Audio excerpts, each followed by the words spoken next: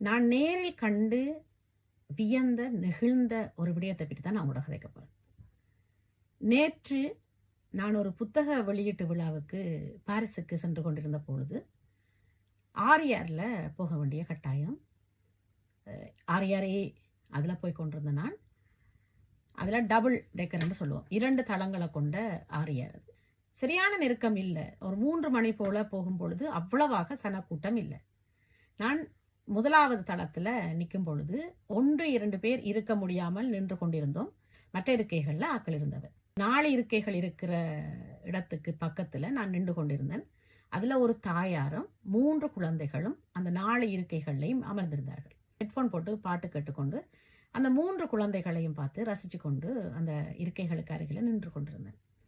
திடீரென்று அந்த தாயார், உண்மையிலேயே அது பிரெஞ்சு நாட்டவர் இல்லை, வெளிநாட்டவர். அந்த தாயார் என்ன செய்தான்னு சொன்னால், ஒரு இருக்கையில் இருக்கிற பிள்ளை எழுப்பி தானும் தன் அருகில் இருந்த குழந்தைக்கு நடுவில் அந்த பிள்ளை இருக்க சொல்லி போட்டு எனக்கு அந்த இருக்கையை தந்துச்சினேன். நான் சொன்னேன், இல்லை வேண்டாம், நான் நிற்கிறேன்னு சொல்ல, இல்லை இல்லை இருங்கன்னு சொல்லி. அப்போ அந்த முதலாவது விடயம் இதில் நான் பார்த்தது என்னன்னு சொன்னால், ஒரு தாயார் தன்னுடைய குழந்தைக்கு இந்த வாழ்வியல் முறையையும் மானிடம் என்றால் என்ன, மனித நேயம் என்றால் என்ன என்ற விடயத்தையும் கற்றுக் கொடுத்தார் அந்த நேரத்தில். உண்மையிலேயே மகிழ்ச்சியா இருந்தது. நானும் இப்படி செய்யறது அதிகம். என்னுடைய குழந்தைகளுக்கு கற்றுக் கொடுத்திருக்கேன். வயதானவர்களோ முடியாதவர்களோ கர்ப்பிணி பெண்களோ யாராவது நின்றால் அவர்களுக்கு இருக்கை இடம் கொடுத்துட்டு நின்று வருவது பெரிய கடினமான வேலை இல்லை.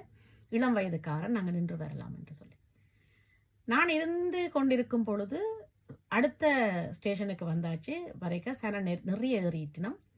அப்போ அந்த மேலே போகிற படிக்கட்டில் ஒரு வயதான அம்மா நின்று கொண்டிருந்தா. அவள் பிரெஞ்சு பெண்மணி. அவள் பார்த்தன் இருக்கைகள் இருக்காண்டு அங்கே அவளோட கண்ணெல்லாம் தேடி போட்டு இல்லை என்ற ஏமாற்றத்தோட நின்று கொண்டிருந்தா. என்னை எப்போ அவள் பாப்பா என்று நான் அவள் உற்று பார்த்து கொண்டிருக்கேக்க மறுபடியும் இருக்கைகள் தேடும் பொழுது என்னை பார்த்தா. நான் இப்படி கையை அசைத்து இந்த இருக்கையில் வந்து இருங்கோ என்று சொன்னேன். பெரிய மகிழ்ச்சியோட, ஏனென்றால் நின்று வர முடியாது கர நேரம் அவளால். என்னாலேயே கர நேரம் நின்று வர முடியாது. அப்போ அவளால் நின்று வர முடியாதுன்ற காரணத்தால் பெரிய மகிழ்ச்சியோட இறங்கி வந்து நன்றி கூறிட்டு அந்த இருக்கையில் இருந்து கொண்டான்.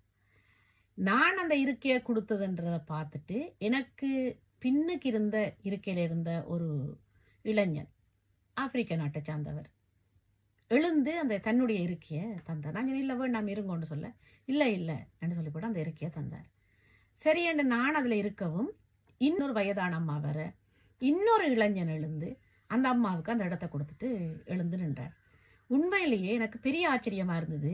கிட்டத்தட்ட ஒரு 10 நிமிடத்துக்குள்ள மளமளன்று அந்த இருக்கைகள்ல தாங்கள் இருந்து வந்ததை விட்டு கொடுத்து நின்று வர முடியாதவர்களுக்கு மளமளன்று தங்களுடைய இருக்கைகளை விட்டு கொடுத்துட்டு எழுந்து நின்ற அந்த இளைஞர்களை நினைக்கும் பொழுதும் அந்த குழந்தைகளின் தாயாரை நினைக்கும் பொழுதும் நான் நின்று வரலாம், ஆனால் நான் என்னுடைய இருக்கையை விட்டு கொடுத்ததற்காக இன்னொரு இளைஞன் தன்னுடைய இருக்கையை எனக்கு தந்து விட்டு நின்று வந்ததையும் பார்க்கும் பொழுது மனம் மகிழ்ச்சியா இருந்தது. மனித நேயம் என்றும் நிலைத்துத்தான் இருக்க போகிறது. ஆங்காங்கே சில விடயங்களில் சில இடங்களில் அது பிளறுபட்டு போனாலும் தவறி சென்றாலும், ஆனால் நல்ல உள்ளங்கள் இருக்கும் வரைக்கும், நட்பண்புகளை நாங்கள் கற்றுக் கொடுக்கும் வரைக்கும் இந்த மனித நேயமும் நட்பண்புகளும் இந்த உலகத்தில் நிலைச்சு நிற்கத்தான் போகுது என்றதை நான் உணர்ந்து கொண்டேன். இப்படியான விடயங்கள் உங்களுக்கு நடந்திருக்கும் என்று நினைக்கிறேன். என்னோட அதுகளை பகிர்ந்து கொள்ளுங்க. வணக்கம்.